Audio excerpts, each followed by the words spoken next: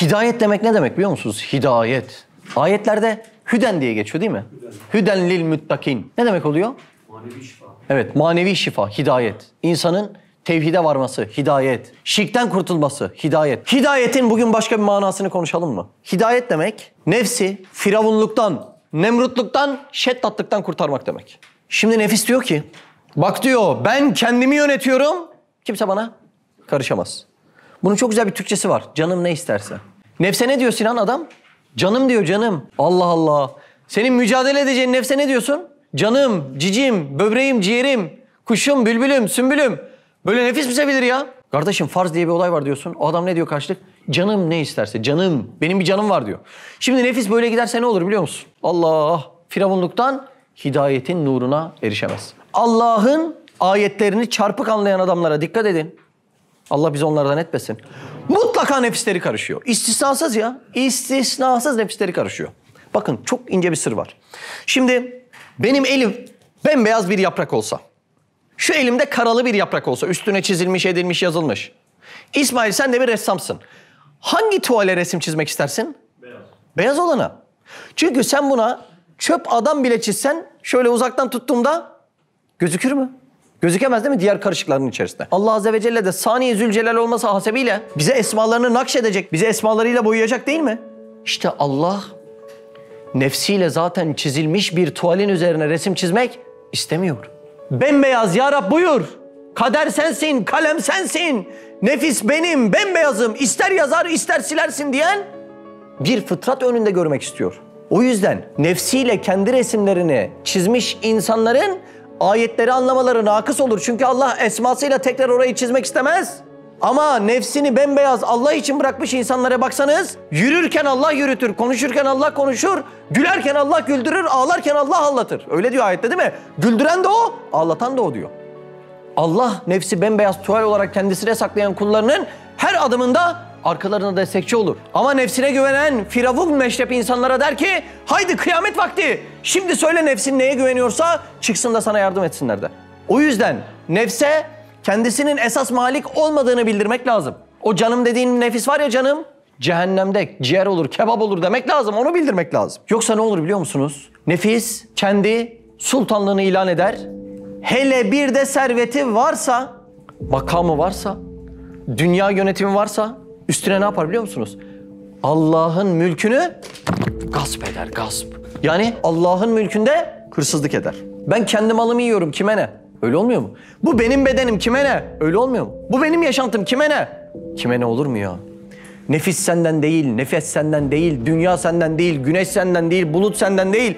Belli ki biri bunları yaratmış, seni de göndermiş bir proje için. Bu kadar aciz bir ahvalde bunlar benim kime ne demek ne demek? Allah'ın malını gasp etmek demek. Neyini gasp ediyorsun Allah'ın? Gözünü. İstediğim gibi bakarım, kime ne? Kulağını. Ben istediğimi dinlerim, kime ne? Allah'ın dilini gasp ediyorsun. Kardeşim ben hürüm, özgürüm, konuşurum istediğim gibi, kime ne? Bu nefsin gemlenme zamanı gelmiştir. Şimdi nefis bu mallar mülkler benimdir diyor ya. Tam orada bir kurtarıcı geliyor. Ramazan ayı. Kilidi bir vuruyor. Nefis anlıyor ki bunlar benden değil, istediğim gibi yiyemiyorum diyor. Ne oluyor? O hükümdarlığını, o despotluğunu, o himayesini gitgide kaybediyor. Şimdi bakın bir nefis. Firavunluğa aday, bunu anladık. Şeddatlığa aday, Nemrutluğa aday. Bir nefis her elini uzattığında oruçsun. Oruçsun. Oruçsun cevabını alırsa işi sonunda pes eder. Der ki tamam anladım, bunlar benden değil. Her gözünü ulaştırdığında oruçsun, her kulağını bulaştırdığında oruçsun, her dilini yanaştırdığında oruçsun cevabını alırsa anlar ki tamam bunlar benden değil. Ben hürüm ama kul olduğum ölçülerde hürüm der ve bunu anlar. Şimdi bunu biraz daha derin anlayalım, Üstad Hazretleri'nin tabirleriyle anlayalım ve 4. nüktenin anahtar kelimesine, serlevhasına nefis diyelim. Çok keyifli dersler ha. Bak inanın muazzam dersler yani. Pür dikkat dinleyin. Buyurun. Bismihi Subhanehu. 29. mektup Ramazan Risalesi 4. nükte. Ramazan-ı Şerif'teki oruç, nefsin terbiyesine baktığı cihetindeki çok hikmetlerinden bir hikmeti şudur ki. Şimdi orucun hikmeti sayısız. Nefsin terbiyesine bakan da çok. Peki terbiye ne demek? Terbiye ona uygun şekli ona verebilmek demektir. Şimdi şunun ağacı var ya ağacı. Şu masanın ağacı neydi? Terbiyesizdi ya. Kestiler, biçtiler, verniği vurdular, zımparayı vurdular. Ne oldu? Terbiye oldu ve istenilen şekli aldı. Şimdi nefiste de böyle bir ahval var. Nasıl bir ahval? Terbiyesiz. Yani istenilen kıvam, istenilen şekil henüz nefiste vuku bulmamış. Şimdi atlar nasıl terbiye edilir? Önce yemi çekersin. Sonra gemini çekersin. Hatta böyle at seni dinlemezse, atasözü vardır. Şimdi çok şaşıracaksınız. Ya bu atasözü bu muymuş diyeceksiniz. Gemi azıya aldı derler. Gem var ya gem, atın gemi orada. Gemi değil yani, yüzen gemi değil. Gemi azıya aldı. At gemini azı dişiyle ısırırsa üstüne binenin hükmü iptal olur, istediği yöne gider. Nasıl olursa bunu yapabilir at? Güçlü ve kuvvetli olursa bunu yapabilir. Peki sen ata hakim olsan ne olur? At elbet istediğini dinleyecektir. Ama atla karşı karşıya geleceğim de at güçlü, at. Ne yapmam lazım? Önce terbiye etmem lazım. Yani yemini çekmem lazım. Bakın bizim nefsimiz at gibi. Ramazan'daki şu hikmete bakın. Şimdi eskiler nefsi nasıl terbiye edermiş biliyor musunuz? Allah Allah, şu kaideye bakın. Kılleti taam, yemekten kesmişler. Kılleti kelam, konuşmaktan kesmişler. Kılleti nevm, uykudan kesmişler. Demişler ki bu nefse bunlar fazla. Beter olsun demişler. Allah Allah. Bunu ne için yapıyorlar peki cihat? O nefse binip istediği yere götürebilmek için. Şimdi bakın Risale-i Nur'da çok ince bir sır var. Çok ince ya. Nedir biliyor musunuz bu sır? Nefsi öldürmek, mahvetmek, perişan etmek, köşeye çöpe atmak yok. Çünkü nefisteki cihazatlar var ya, gözler, kulaklar, diller. Bunların hepsi Allah Azze ve Celle'yi tanımak için verilmişse benim gözü kör etmem bir eksiklik olur. Çünkü Allah beni tanı diye vermiş. Benim kulağı sağır etmem ne olur? Eksiklik olur. Beni tanı diye vermiş. Demek ki ben bunları istediğim yöne sürüklemem lazım. Yani bu asırda bir insanın nefsini öldürmek değil, üstüne binip istediğin yere sevk etmek var. İşte oruç tam bunu sağlayan muazzam tesirli bir sihir gibi adeta. O atın gücünü, enerjisini önce elinden alıyor. Daha sonra sen üstüne biniyorsun, diyorsun ki bu göz. Ne için? Ne için bak, üstadın cümlesine bak, ne için? Basar masnuatı görüp, şu göz elmayı, armudu, çiçeği görüp. Basir saniyini görmezse, asıl görmen gereken göz. Basiretin yaratıcıyı görmezse pek çirkin düşer diyor. Bu ne demek biliyor musunuz? İnsan gözden fazlasıyla görmek zorundadır demek. İnsan gözden fazlasıyla görür ve bunu kullanmak durumundadır. İşte diğer gözlerin açılmasını sağlayan Ramazan ayı oluyor. Şimdi nebatatla beslenen veyahut hayvanatla beslenen insanların bakın huyu suyu da aynı beslendiği şeye benzer. Şimdi ben bir elma ağacına gidip elma koparmak istesem naz yapar mı bana? Yapmaz. Sürekli bitkiyle, nebatatla beslenen insanlara bakın, onların da huyu suyu böyle yumuşak olur. Peki ben bir tane şöyle, neydi o Gökhan Hollanda'da sizin o ineğin adı? Belçika mavisi. Kaç kiloydu o? Vardır ya 300-400. 300-400 kilo Belçika mavisi. Ben gidip onunla bir makas alsam desem şu bonfileni bana ver. Kolay verir mi?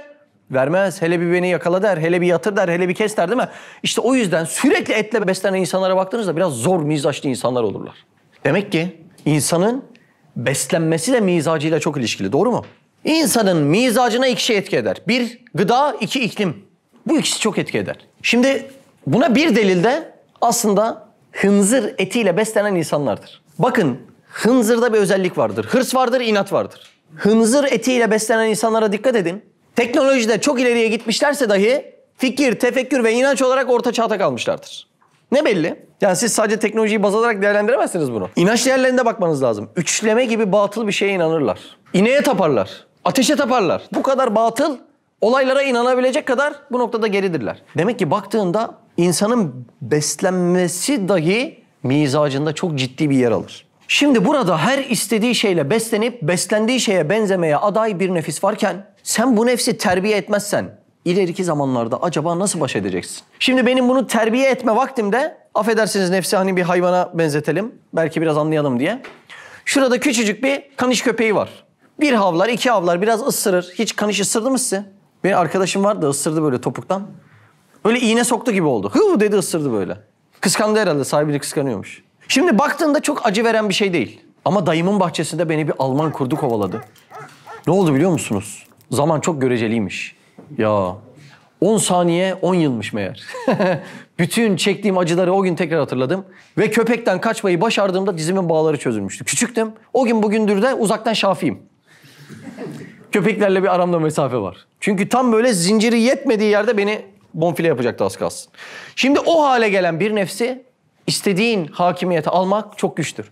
Demek ki bunu güçsüz bir hale getirmek zorunluluğu var. İşte bu güçsüz hale getirme olayını ne sağlayacak bize? onun en çok beslendiği yeri kilitlemek. Yani mideyi kilitlemek sağlayacak değil mi? Ve bu şekilde nefis ne olacakmış? Terbiye olacakmış. Şu masadan örnek vermiştik değil mi? Terbiye oldu, masa oldu. Şimdi bir odun terbiye olmazsa nereye gider İsmail? Pelet olur, yakıt olur. Bir seferlik yanar. Peki terbiye olup sultana masa olsa yıllarca yaşar. Şimdi biz bu nefsi ya terbiye edeceğiz, sonsuzlukla buluşturacağız. Sultanın masası hükmüne geçecek ya da ben terbiye olmam diyecek. Odun gibi ateşinde bir kez yanacak ve bitecek. Mecburuz. Bu dersler bu cihette çok elzem, çok önemli. Devam edelim mi okumaya? Nefis kendini hür ve serbest ister ve öyle telakki eder. Bakın beyler. Nefis kendini hür isterden kasıt ne biliyor musunuz? Mutlak hür ister. Bakın mutlak hürriyet hayvanda vardır. Ve bunun karşılığı nedir? Vahşettir. İnsanda kısıtlı bir hürlük vardır. Bunun karşılığı nedir? İnsanlar hürdür ama Abdullah'tır. Yani onun bir terbiye edicisi, bir sınırlayıcısı, bir oranlayıcısı vardır.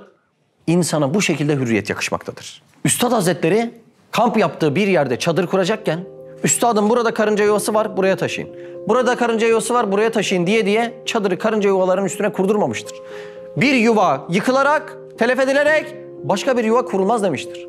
Sizce Üstad Hazretleri böyle bir hassas insanlık terbiyesini neyden almıştır? İslamiyet'ten almıştır.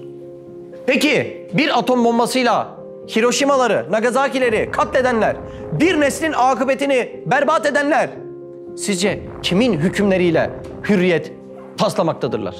Hiç insanlığın içerisine sığıyor mu bu tasladıkları? Demek ki şimdi ortada iki tohum olsa bu tohumun ne olduğunu anlamak için meyve vermesini beklersin. Yani neticesini beklersin. Ortada bir İslam'ın çıkardığı mükemmel bir insan portföyü var. Böyle bir meyve var. Bir de hürriyet diye bize satılmaya çalışılan, insanların güya özgür olduğunu söyleyen ama çarşı pazarlarda aynı insanları pazarlayan ortada başka bir yapı daha var. Bunların neticesine baktığında hangisinin insanın nefsi için, insanın fıtratı için, saygınlığı için, onuru için, gururu için daha güzel olduğunu anlarsın. Ben inanın çok üzülüyorum bak, gerçekten çok üzülüyorum yani. Filan kez alakasız reklamlarda insanların o daha çok satılsın diye bir obje olarak kullanılması bence o insana yapılabilecek en kötü şey. Ortada saygın bir insan var. Ahseni takvim kıvamında yapılmış bir insan var. Bu insan muhabbet edebiliyor. Bu insan şefkat besliyor. Bu insandan anne oluyor. Bu insandan baba oluyor. Bu insandan ahbap dost oluyor. Sen böyle bir insanı alakasız bir şey satılsın diye en üzücü şekillerde insanlara sunduğunda acaba sen bunu bir mal hükmüne koymuş olur musun, olmaz mısın? Benim için çok üzücü bir şey. Demek ki insanların Abdullah olma kıvamında, o noktada terbiye olmasından sonraki insanlıkları çok güzel. Yoksa orman kanunlarıyla hürriyet değil nedir? Vahşettir. Bunun neticesi ortada. Siz de Hayalhanem'in yurt içi ve yurt dışı projelerine destek olmak için buradaki linke tıklayarak online bağışta bulunabilir veya aşağıdaki iletişim numaralarından bizlere ulaşabilirsiniz.